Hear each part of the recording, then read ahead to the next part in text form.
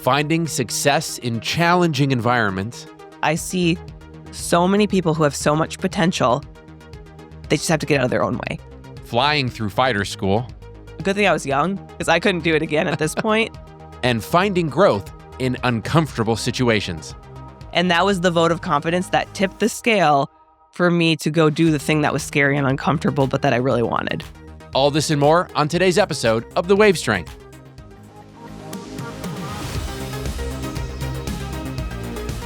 Welcome to The Wave Strength. Innovative solutions for a secure retirement. Presented by Pacific Life. Hello, everyone, and welcome to another episode of the Wave Strength podcast series. I'm your host, Jim Breen, head of marketing with Pacific Life's institutional team. We're very lucky today to be in the studio with Michelle Mace Curran. Michelle is a friend of the show and also a motivational speaker, a published author, and a former lead solo of the United States Air Force Thunderbirds team. And if you don't know what that is, we're going to get to it in a moment. But Michelle, thanks so much for being with us again on the show. Yeah, thanks for having me back. Absolutely.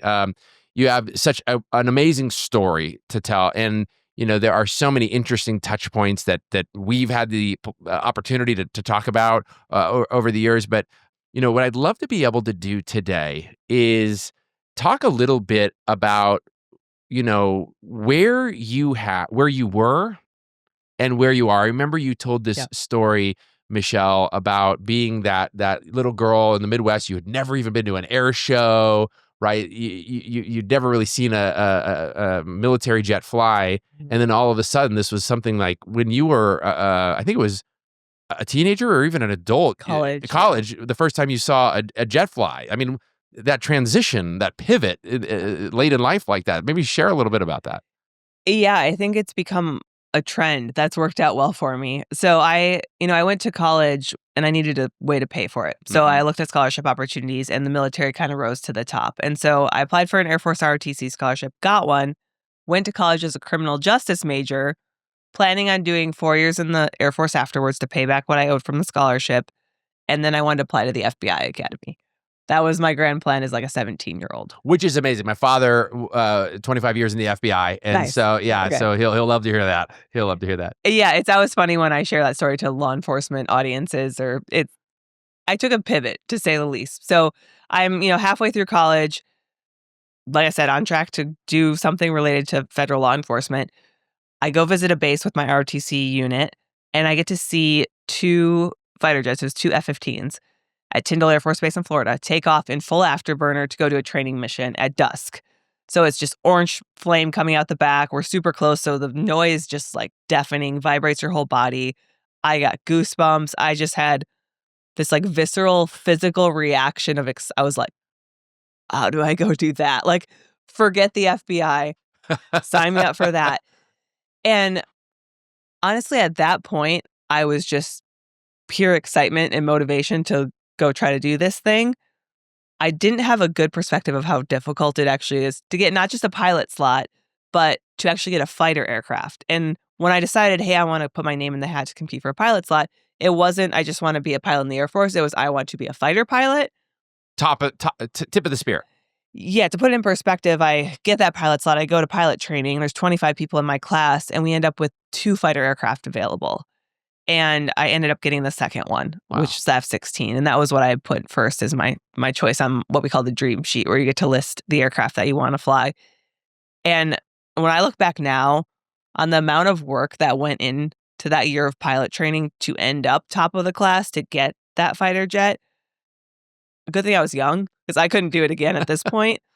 But it was just a never-ending striving for that, right? Like studying nonstop, sitting in my home office and practicing flights in my head before I went and did them for real the next day. I was just very, very driven to a very specific goal. And it really acted as really strong motivation. And then it happened. And I was on top of the world. And then I got to the job and realized just how hard it was. And it was a little bit of an identity crisis, being really good at things, even though there was a ton of work that made me good at things. No matter how hard I worked when I got to an actual F-16 unit, it's not something you get good at in weeks or months. It's something that takes many years to get really good at. And it took me some time, as I think it does a lot of like high achievers, when they finally reach the place they're going. And then they realize we got here and it's really just the tip of the iceberg. It took me a long time to kind of find my footing in that world. So Michelle, you're sharing these, stories about how, you got to where you wanted to go. And all of a sudden you're there and you're like, this is much more difficult than I thought it would be. But your story doesn't stop there. No. It kept going and going. So clearly you're somebody that is not afraid of challenge. But as we've heard you talk about it, even in the keynote you provided here at Pacific Life today, even you experience imposter syndrome. Oh, yeah. Yeah. So it starts off really well. I get through all these wickets of training and I do well. And I get this F-16 that I've been chasing for like 5 years at that point. I get to my first combat squadron and I'm just okay. In my mind, I'm terrible because I'm used to being good at stuff. I'm used to like, okay, if I work hard enough, I can get good at something very quickly. This is not a skill you get good at very quickly. So it shakes my identity, and that feeling of not just being a beginner, but that spirals quickly into almost like crippling imposter syndrome. So I go from normal self-doubt that you have when you're new at something to taking it on as like my identity. Yes. Right? It's not like, oh, I failed at this thing in this flight. It's like, oh, I'm a failure. I don't deserve to be here. And there's a lot of layers to that. There's not many women flying fighter jet. Even now, it's about 4%. Only 4%? Yeah. Wow. Then it was 2%, 15 years ago. And so it was myself and one other female pilot in our squadron. And obviously the jet doesn't care what your gender is, right? Like it operates the same. It's unforgiving the same way.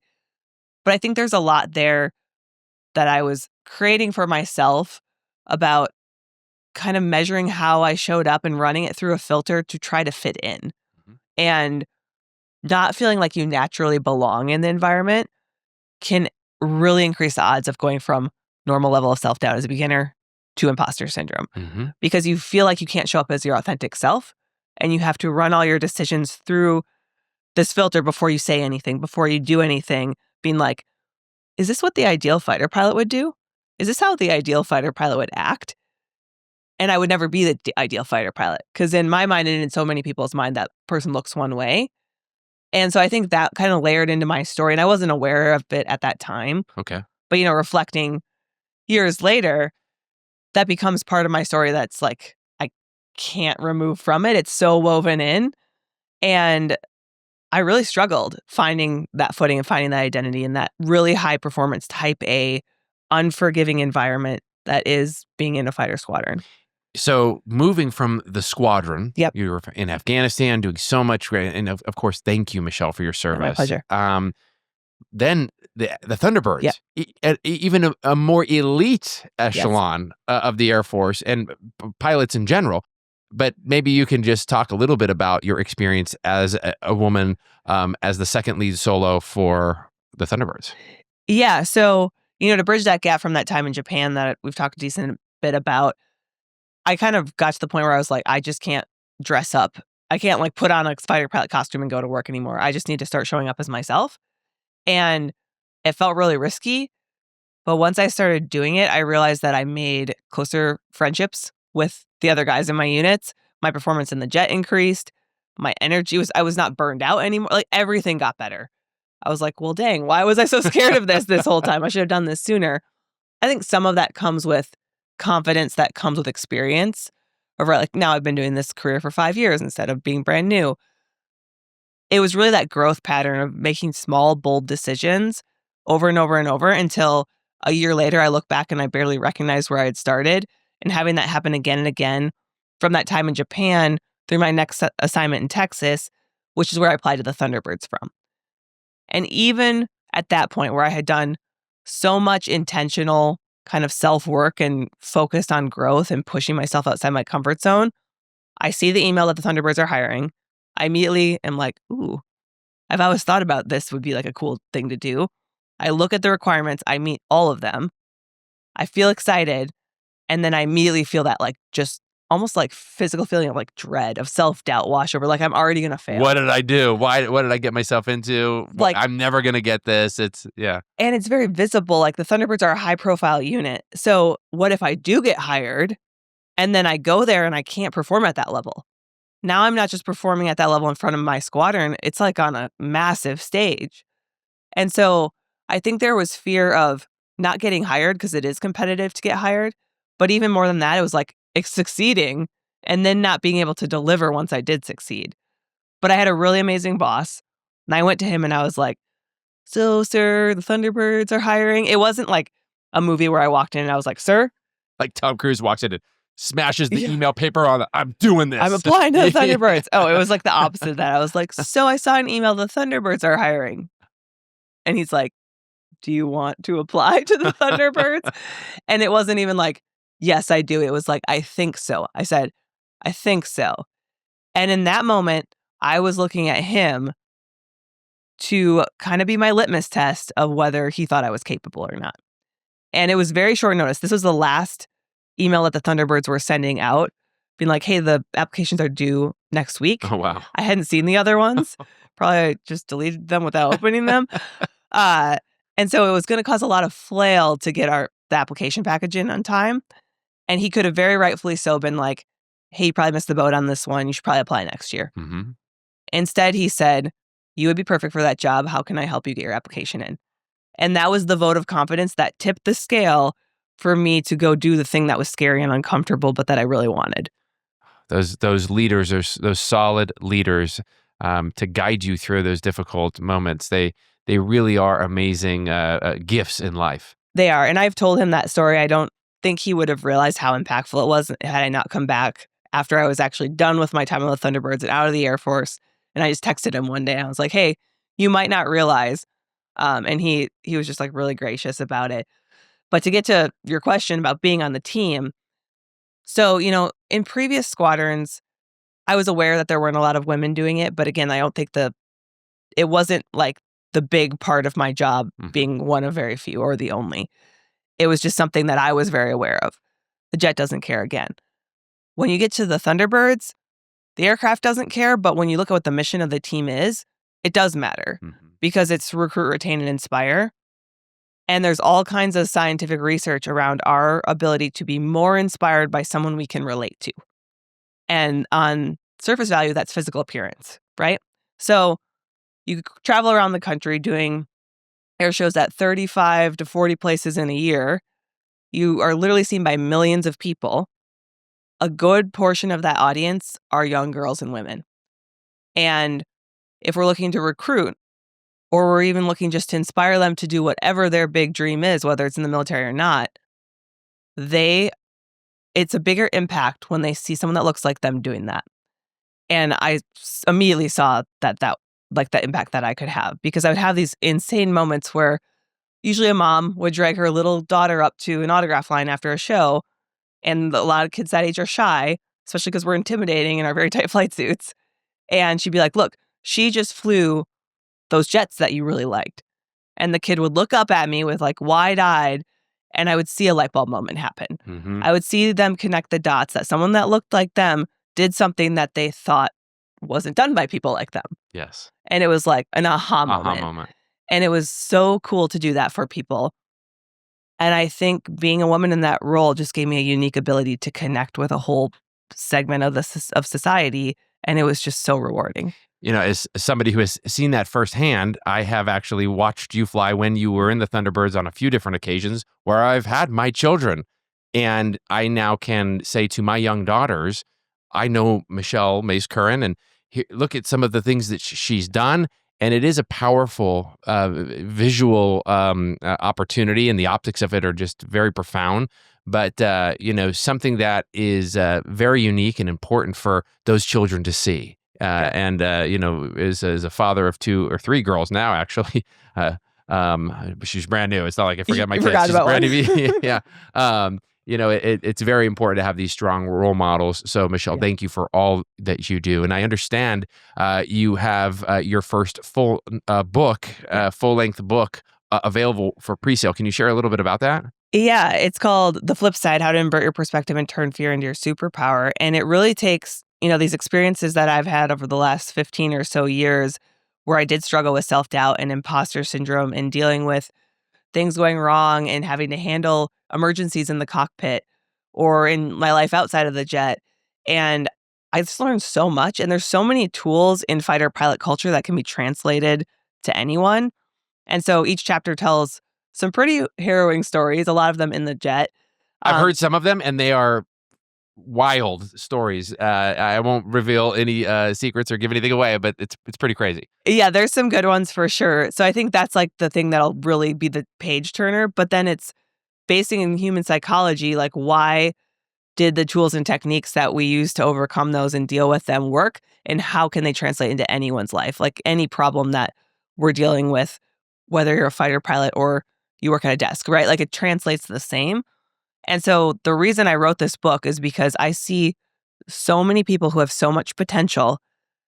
They just have to get out of their own way. Get out of their own way. And if they would just believe in themselves just a fraction as much as the people around them believe in them, they would go do incredible things. And honestly, when I write a lot of guys are attracted to my content because of jets. Mm-hmm. But when I thought about who I was writing this book, it's true. I look at my social media demographics. It's true. But when I was writing this book and I was thinking about, customer avatar and all the things you do as you run a business, I was like, I'm writing this for the 35-year-old mom who's been out of the workforce and had kids and now wants to go back to her marketing job, and she has filled with self-doubt because she's been out of it for 5 years. Or I'm writing this for the 22-year-old who's in med school and feels like she's been working her butt off, and then she gets to residency and is like, I don't know what I'm doing. Mm-hmm. And I think it's such a relatable topic for men and women. And it doesn't really limit itself to just young people who are beginners in the workforce. It applies to anyone who's transitioning into a new challenge. And I cannot wait to see the impact it has. Well, I feel the same way. I've already ordered my copy. And as somebody that sat through your keynote just a few moments ago, you could hear a pin drop. Mm-hmm. All of our team, all 150 people, were just laser beam focused on what you were talking about. So thank you for joining us here in the building today, Michelle. We're very grateful for your time. And we would love to have you back. I hope to come back. Let's make this an annual thing. We should. We should indeed. Yeah. We're already on track for that. So to our audience, I want to thank you so much for joining us on another episode of the Wave Strength podcast series. I want to encourage you to head over to YouTube, Spotify, and Audible. Search the Wave Strength, hit like and subscribe so that you can stay current with new content as it becomes available. We'll see you next time, everyone.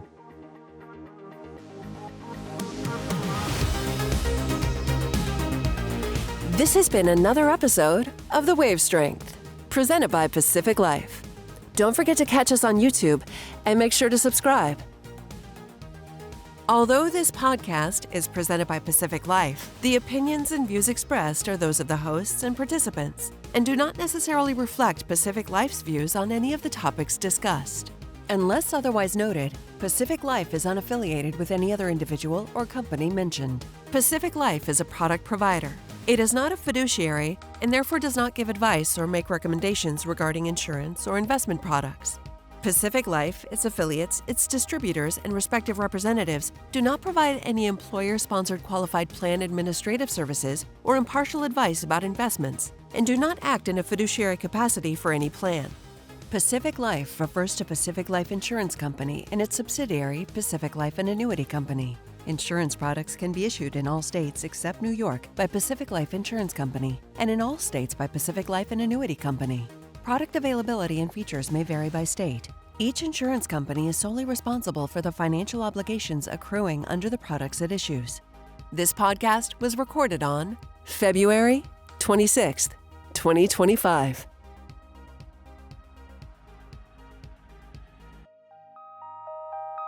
Thanks for joining us on today's show. We'd love to hear from you. Join the conversation below and leave a comment on your thoughts on what the industry can do better for participants as it pertains to lifetime income solutions. And if you'd like more interesting content, click one of these links over here.